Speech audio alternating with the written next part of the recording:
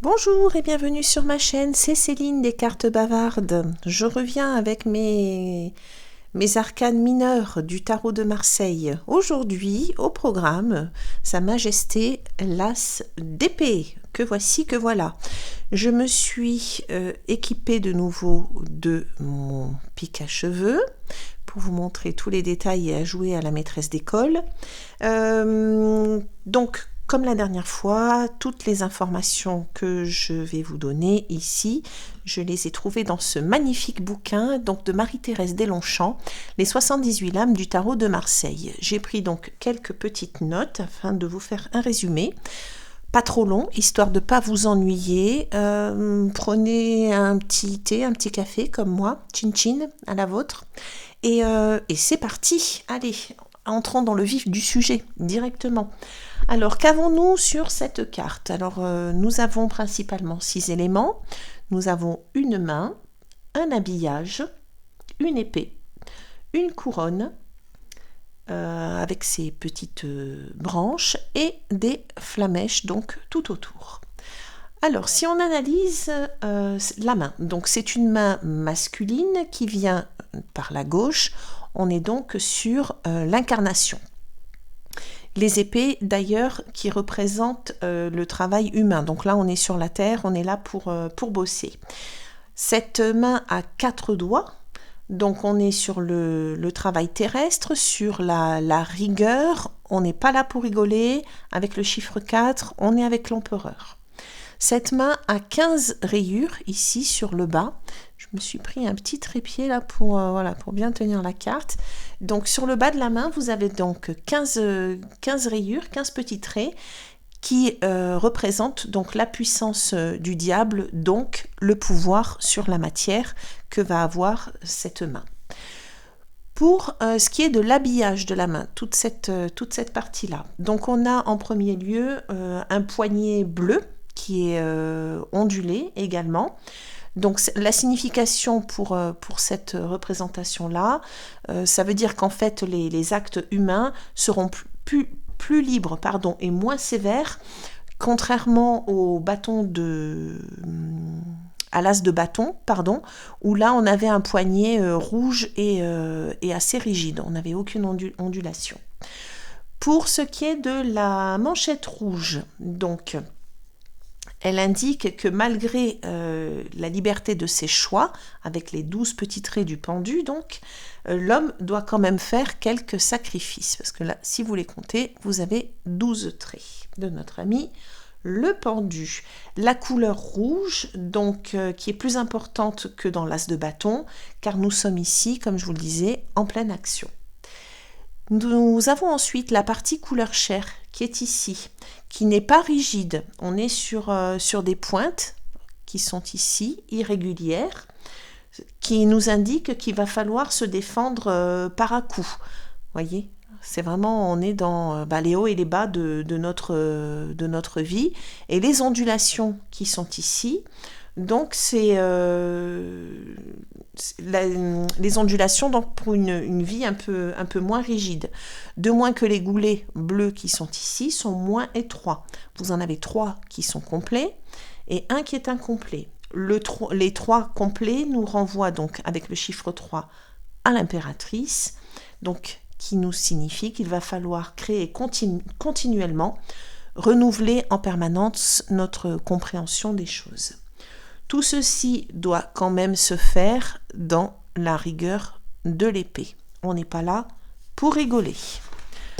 Ensuite, je tourne ma petite page. Nous avons sur la carte l'épée.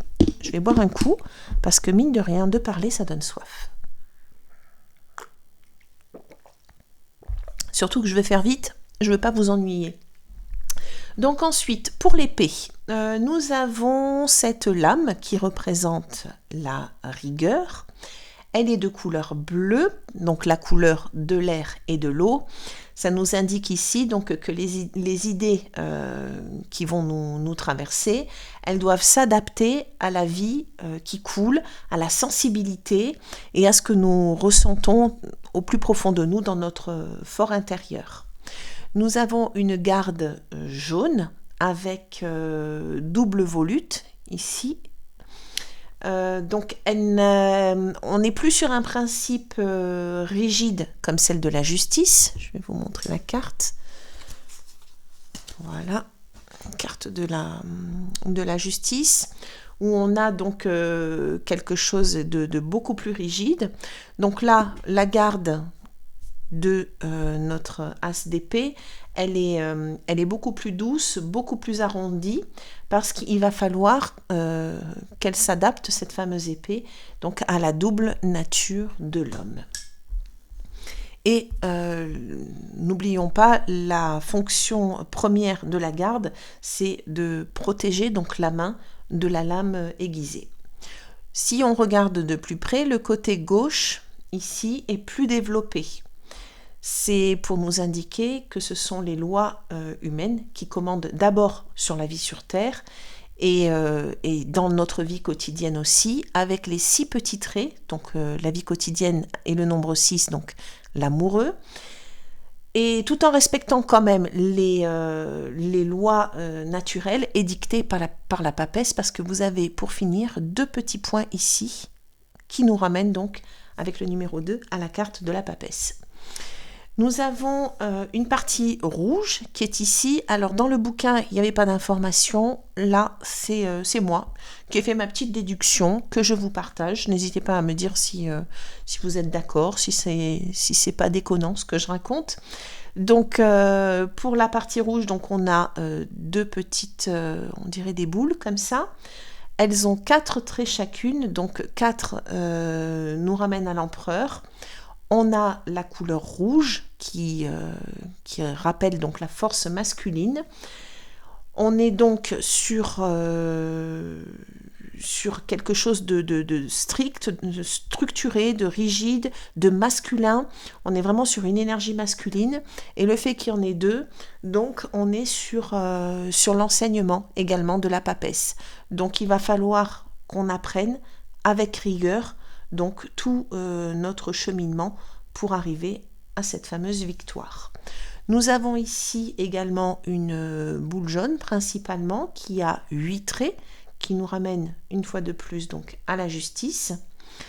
C'est la base aussi, c'est la base couleur jaune qui, rappelons-nous, avec les codes couleurs, le jaune nous ramène à la terre ensemencée de lumière. Donc là on est vraiment sur le départ. Et on a également donc 8 traits pour la justice qui elle aussi donc avec la rigueur, mais qui a elle aussi donc une épée jaune de la même couleur. Donc on part sur une base vraiment de justice et on fait notre petit cheminement au travers donc des différents méandres. Nous arrivons donc à la couronne. Donc la couronne qui nous dit courage, hein, la victoire est au bout du chemin, trompette et confetti une fois qu'on arrive. On a 3 fleurs sur le sommet donc de cette couronne. On a une fleur à 3 pétales qui est ici, plus une pétale encore au-dessus. Donc ça nous fait 4 pétales pour cette fleur-là. Nous avons 2 fleurs bleues qui ont 3 pétales chacune, donc on est sur un total de 6. Et 2 fleurs rouges qui ont chacune 2 pétales, on est sur un total de 4. Donc, si on ajoute toutes les pétales, on arrive à 14. Ces fleurs, d'ailleurs, on les retrouve dessinées sur la tiare de la papesse, voilà. Celles de la papesse ont 4 pétales. Donc ça nous signifie que la connaissance, avec un grand C qu'elle représente, c'est l'objet de la future conquête de l'homme. L'épée lui permettra d'en percer les secrets. Et donc avec les 14 pétales, on n'est pas donc avec la papesse, donc on a ça, elle est où? Ah, la tempérance, voilà. Faut pas que je m'en mêle les pinceaux, c'est compliqué. Donc on a toutes ces fleurs, je récapépète. Toutes ces fleurs-là, elles sont donc dessinées sur, avec 4 pétales puisqu'elles sont complètes sur la papesse. Avec le chiffre 14, hop là, on va y arriver, on atterrit chez la Tempérance, qui elle a une fleur aussi sur la tête, une fleur à 4 pétales. Donc, qu'est-ce qu'elle nous dit? L'eau de vie, pas l'eau de vie qu'on boit, hein, pas l'alcoolisée, mais celle de vie, de la vie. Donc, passe d'une expérience à une autre. On passe donc, je vais y arriver. L'eau de la vie passe d'une expérience à une autre au travers d'une ou plusieurs vies. Il faudra à l'homme des expériences pour accumuler des connaissances et parvenir à la connaissance avec un grand C. Pas évident, hein, vous voyez, tout ça. On voit juste notre petite tasse d'épée comme ça, là, mais non, c'est pas si simple. Passons maintenant aux branches. Alors là aussi, c'est coton. Alors, les branches, elles sont de couleur chair à la base, toutes les deux. Donc, ce qui nous indique que l'homme devra faire pousser sur... je vais y arriver. Hein. L'homme devra faire pousser cette fameuse connaissance sur l'arbre de sa personnalité. Alors, sur celle de droite, nous avons comme un plumage avec 14 plumes pointues. 8 bleus qui représentent la justice et la loi de la vie. 6 jaunes qui représentent l'amoureux et la vie quotidienne. Donc pour la partie droite, la conclusion. La loi de la vie oblige à vivre beaucoup d'expériences dans sa vie quotidienne pour répandre l'amour sur la terre. La couleur chair entre les plumes qui se trouve ici et le blanc montre le côté humain de ces expériences, mais aussi le fait qu'elles ne sont pas toutes exprimées. Vous voyez, parce que là, on a couleur chair, du blanc, couleur chair, du blanc, ainsi de suite. Nous avons ensuite la branche de gauche qui est plus structurée, plus productive. Il y a 8 feuilles bleues, 8 jaunes, plus 2 petites ici. Alors avec le chiffre 8, on est sur la justice et 8 est également le nombre de l'évolution et des changements.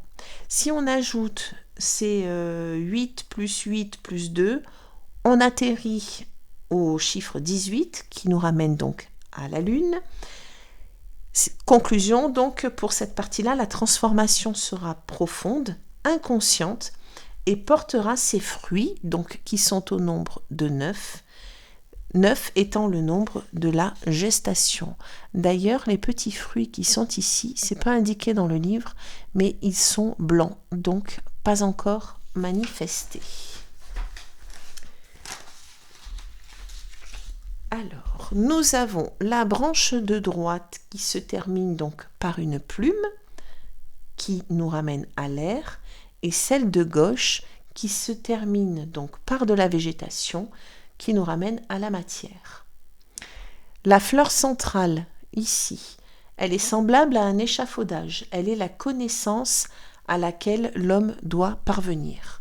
Ça me fait penser effectivement à la carte de la papesse, où là aussi, on monte, hop, avec ces trois étages et ces fleurs donc qui ornent sa couronne. Nous avons pour finir les petites flamèches. Il y en a 11 qui sont rouges, qui représentent donc la force, 6 qui sont jaunes, qui nous ramènent à l'amoureux, et 7 bleus pour le chariot. Une fois de plus, la communication entre le ciel et la terre n'est pas rompue parce qu'on ne sait pas si elles montent ou si elles descendent. Donc, traduction, l'homme devra découvrir la puissance de ses idées, donc avec la force, avec les rouges, pour accéder à la fleur rouge de la connaissance. Il fera son expérience et achèvera au 7 un cycle commencé à l'as. Voilà, j'espère que cette vidéo de 15 minutes ne vous a pas endormi ni embrouillé trop le cerveau. J'espère avoir été à peu près claire. J'ai pris beaucoup de plaisir en tout cas à lire et à étudier tout ça parce qu'on ne s'imagine pas toute la symbolique qu'il y a dans cette carte. On voit bien que voilà, qu'il y a une main qui tient une épée, une couronne, donc on se doute bien qu'il y a le succès au bout de tout ça, mais voilà, les méandres, la garde, enfin tous ces petits messages cachés. Moi, c'est ce que j'aime dans le tarot de Marseille, c'est tout ce côté mystique et toutes ces petites cachotteries là qu'on nous a fait. Et grâce à ce petit bouquin, vraiment, on ouvre les yeux et puis ça nous permet aussi d'avoir une interprétation beaucoup plus développée d'une carte. Et lors d'un tirage, on a beaucoup plus à dire du coup sur une carte que voilà, le simple fait d'avoir une idée, un commencement et blablabli et blablabla. Voilà. Je vous remercie beaucoup, je vous dis à tout vite, n'hésitez pas à liker, commenter, partager et tout le tout team, si le cœur vous en dit bien évidemment. Et je vous dis à très vite pour l'as de je ne sais pas, je suivrai le bouquin. À très vite, ciao!